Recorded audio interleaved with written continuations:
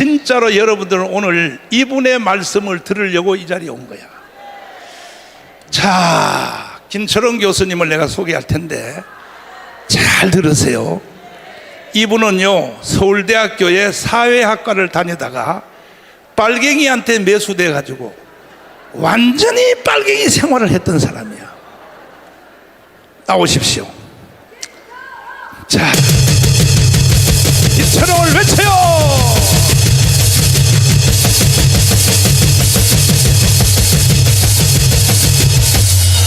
자, 한마디 토크를 하고, 정말 오늘 이거는 돈 주고도 들을 수 없는 강의야.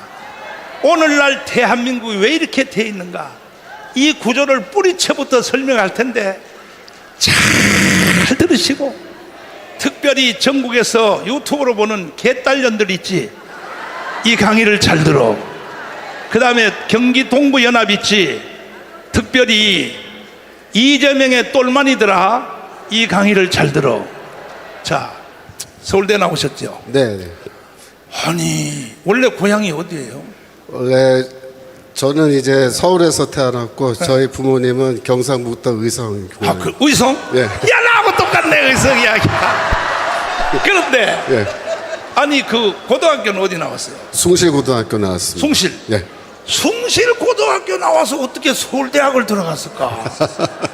이야. 그해 숭실에서 30몇 명 갔습니다. 30명? 네, 30명 넘게 아, 갔습니다. 숭실이 세구나. 예. 난 무섭게 봤더니 그 숭실이 원래 평양에 있었던 학교 아니에요? 맞습니다. 예. 맞지요? 예. 선교사들이 세운 학교. 맞습니다. 예. 와.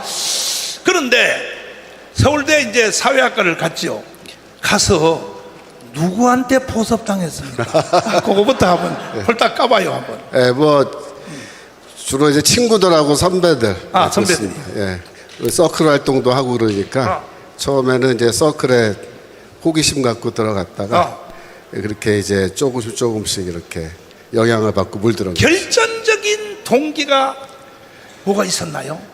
결정적인 동기는 제가 3월 달에 입학한 지 이제 얼마 한 달도 안 됐는데 그 교내에서 데모가 났어요. 데모가 났어. 네, 데모가 났는데 데모 주동자가 이제 모여라 그러면은 학생들이 막 뛰쳐나와요. 그렇지. 준비하고 있다가 네. 저는 1학년이니까 그때 이제 구경만 하고 있는데. 아, 1학년이니까. 왔는데 이제 원래 1학년은 제일 앞에 체류탄 맞는 제일 앞에. 예. 2학년은 그 뒤에. 예. 4학년들은 제일 뒤에서 총 지휘하면서 앞으로 가, 이 새끼들아. 그렇게 하는데 예. 1학년이니까 예. 총알바지로 제일 앞에 나갔다. 네, 그렇게 구경하고 있는데 이제 네. 그 주동자가 뭐 이렇게 유인물을 뿌리고 소리 몇 번 지르면 바로 잡혀가요. 아. 그래서 네. 이제 경찰들이 잡아서 지지지지 끄고 가고 그러는데 그때 이제 뿌린 유인물 이런 거 막 주워가지고 읽어봅니다. 그 유인물 내용이 뭐 어떤 내용 기억나는 게 있어요? 그러니까 군사 독재 파쇼를 타도하고 민주주의를 우리 회복하자 뭐 그런. 그때가 전두환 시절이요? 맞습니다. 81년이니까. 그러니까 전두환을 타도하고 이야, 조국 통일을 이룩하자. 완전히 매수됐네.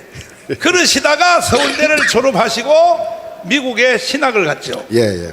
어느 신학교를 갔나요? 저는 플러신학교에서 플러신학교. 공부했습니다. 예. 거기 가서 전공 과목이 뭐였어요? 바울신학이었습니다. 바울 신학, 바울 서신 13권, 이걸 전공하다가, 자 보세요, 공산주의에서 전향시키는 것은 성경밖에 없어요. 맞습니다. 성경밖에 없습니다. 바울 서신을 전공하러 공부하러 갔다가 이거는 틀렸다 예, 하는 것을 알게 되셨죠. 그렇습니다. 그때 NL이요, PD요? 저는 이제 PD 쪽에 가깝죠. PD 쪽에.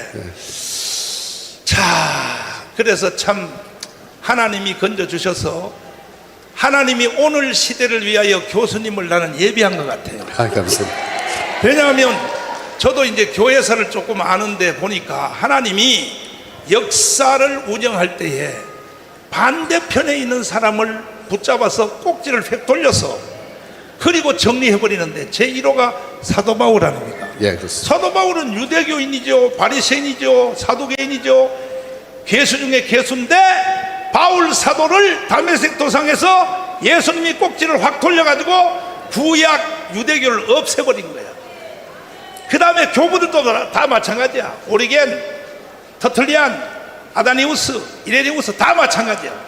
저쪽에 있는 편의 사람을 불러가지고 어거스틴 마찬가지야. 어거스틴이 만이교의 수장이야. 교수님 앞에서 내가 문자를 써서 죄송한데 그런데 반대편의 원수를 불러서 꼭지를 돌려서 네. 그것을 없애버려. 말틴 루터도 마찬가지. 네. 그러니까 교수님이 오늘을 위해서 하나님이 예비하신 거야. 나는 교수님을 빨갱이다 넣었다가 바울 서신을 통하여 돌이켜서 이제 드디어 이재명을 잡고 저 빨갱이를 다 쳐내고 경기 동부연합을 다 쳐내고 개딸들을 다 쳐내는 제1인자 교수님으로 드디어 일어났습니다. 그래서 걔들이 하는 것은 사실이요 거짓말이요 다. 걔네들은 자기들이 진실을 말하고 진리를 말한다고 생각을 하지만 사실은 착각에 빠져 있는 거죠. 오늘도 학교의 수업 때문에 도저히 못 되는데 내가 안산을 불쌍히 여겨서 와달라고 사정해서 학교 수업을 뒤로 미루고 이 특강 강사님을 모셨단 말이요. 지금부터 진행되는 서울대에서부터 일어났던 체험담을 오늘의 현세 정치인들이 왜 이렇게 무너졌는가 이 과정을 설명할 텐데 다시 한번 박수로 맞이하겠습니다. 감사합니다. 네, 여러분들이 지금 민주당을 바라보실 때 여러분들 눈에도 저게 정상적인 정당으로 보이지 않으실 거예요. 지금 현재 민주당은 매번 국회의원 선거를 할 때마다 계속해서 물갈이를 하고 있습니다. 그 물갈이를 할 때 기존의 국회의원들을 내보내고 어떤 사람을 받아들여 왔냐면은 바로 이 종북 주사파, 경기 동부연합을 중심으로 한 종북 주사파가 그동안 꾸준히 민주당 안으로 들어왔어요. 그동안에는 많은 사람이 대규모로 들어오지는 않았습니다만은 이제 이번 4월 총선을 앞두고 지금 민주당은 대대적인 국회의원 물갈이를 하고 있는데 제가 여러 번 말씀드렸습니다만은 이번 선거를 통해서 민주당은 새로운 정당으로 변신할 것입니다. 민주당은 이제 4월 총선을 통해서 어떤 정당으로 변화될 거냐면은 과거에 우리가 보았던 것 같은 통진당과 같은 그런 정당으로 변화될 것입니다. 그래서 간판은 민주당이라는 간판을 달지만 내용면에서는 과거 통진당과 전혀 다를 바가 없는, 그래서 이 종북 주사파 세력들이 당권을 완전히 장악한 그러한 정당으로 변신될 것입니다. 그러면 우리는 이제 이런 질문을 해야 됩니다. 국민의힘 정당은 이번 선거를 하고 나서 어떠한 모습의 정당으로 변화될까요? 그동안 자유민주주의를 지키기 위해서 힘써 싸워온, 자기를 희생하고 이렇게 싸워온 사람들의 모든 염원을 담아내는 그러한 정통 보수 정당으로 국민의힘 정당이 변화될 것 같습니까? 절대로 아닙니다. 제가 분명히 말씀드리는데 이제 국민의힘 정당은 이번 선거를 통해서 중도 좌파 정당으로 변신할 것입니다. 제가 그 증거를 보여드리겠습니다. 시간 관계상 PPT 다음 거 넘겨주세요. 하나 더 넘겨주시고, 보여주세요. 이거는 뭐냐면은 한동훈 국민의힘 비대위 위원장이 자기가 비대위원장을 수락할 때 했던 연설입니다. 그 연설을 제가 꼼꼼히 읽어봤는데 거기서 어떤 말을 하면 이렇게 얘기해요. 국민의힘은 자유민주주의에 대한 선의만 있다면 다양한 생각을 가진 사람들이 되도록 많이 모일 때 비로소 강해지고 유능해지고 그래서 국민의힘이 나아지게 할 수 있는 정당입니다. 국민의힘은 다양한 생각을 가진 국민께 헌신할, 신뢰할 수 있는 실력 있는 분들을 국민들께서 선택하실 수 있게 하겠습니다라고 그때 연설했습니다. 여러분, 이 연설에서 다양한 생각이라는 말이 몇 번 나왔습니까? 2번 나왔습니다. 다양한 생각을 가진 사람들이 바로 어떤 종류의 사람을 말한 걸까요? 그 해답은 바로 김경률이라는 사람에게 그 해답이 있습니다. 여러분, 김경률이라는 사람은 여러분 잘 아시다시피 김건희 여사를 마리 앙뚜아네트라고 그렇게 욕을 했습니다. 그럼에도 불구하고 많은 사람들이 김경률을 비대위에서 내보내라고 얘기했음에도 불구하고 한동훈 위원장은 지금까지도 김경률이를 내보내지 않고 그대로 데리고 있는 겁니다. 왜 그럴까요? 여러분, 김경률은 여러분 아시다시피 참여연대 출신의 회계사입니다. 김경률은 그동안 참여연대를 통해서 좌파 활동을 열심히 해왔고 대한민국을 무너뜨리기 위해서 열심히 뛰어다닌 놈입니다. 그럼에도 불구하고 한동훈 위원장은 김경률을 끝까지 비대위 안에 집어넣고 있는데 왜 내보내지 않고 있는 걸까요? 여러분, 김경률이는 어떠한 공헌을 세웠나요? 김경률이는 원래 회계사로서 무슨 얘기를 했냐면은 대장동 사건 때 이재명이가 5,500억 원을 자기가 환수했다라고 그렇게 주장했는데 그것이 거짓말이라는 것을 폭로했습니다. 그래서 그 공로 하나 때문에 지금 비대위에 들어와 있는 거예요. 그러면 여러분 생각해 보세요. 지금까지 대한민국을 무너뜨리기 위해서 열심히 뛰어다녔는데 그 하나 폭로했다고 국민의힘의 그런 지도자적인 그 위치에 갈 수 있는 겁니까? 안 되는 겁니다. 그러면 한동훈 위원장은 왜 이 김경률이라는 사람을 끝까지 붙들고 있을까요? 그 이유는 바로 이겁니다. 이 김경률이라는 사람이 한동훈이 갖고 있는 정치 철학, 앞으로 어떤 모습으로 국민의힘을 만들 것인지 그 모델을 보여주는 거예요. 그래서 김경률 같은 중도 좌파들을 중심으로 해서 국민의힘 정당을 새로 꾸리겠다고 그렇게 이야기하고 있는 것입니다. 여러분, 말이 됩니까? 여러분, 한동훈은 지금까지 뭘 했습니까? 한동훈이 지금까지 한 거는 말싸움한 것밖에 없습니다. 여러분, 진정한 정치 지도자, 정말 한동훈이 위대한 정치 지도자가 되고 싶으면은 정치적 가치를 이야기해야 됩니다. 보수 이념을 얘기해야 됩니다. 그것을 보여줄 때만이 우리가 그를 믿을 수 있는데 한동훈이 우리에게 그러한 정치적 가치와 보수 철학을, 정치 철학을 얘기한 적이 있습니까? 없습니다. 지금까지 중도 좌파들과 손잡고 국민의힘을 중도 좌파 정당으로 만들겠다고 하는 겁니다. 여러분, 우리는 지금까지 이 국민의힘 정당 같은 보수 야당이라고 하는 정당이라고 하는 이 정당한테 얼마나 많이 뒤통수를 맞았습니까? 지금 이 한동훈이는 뭐라고 얘기하냐면은 집토끼 필요 없다는 겁니다. 집토끼 다 나가라는 거예요. 산토끼 들어오라는 거예요. 산토끼가 누군지 아세요? 바로 중도 좌파인 것입니다. 한동훈 위원장에게 묻고 싶습니다. 한동훈 위원장은 보수 세력이 그렇게 싫습니까? 좌파 세력들이 그렇게 좋습니까? 여러분, 보수 세력들은 바보입니까? 제 대답은 바보 맞답니다. 우리는 지금까지 바보같이 살았어요. 지금까지 바보같이 선거했어요. 바보같이 표를 줬다 이 말입니다.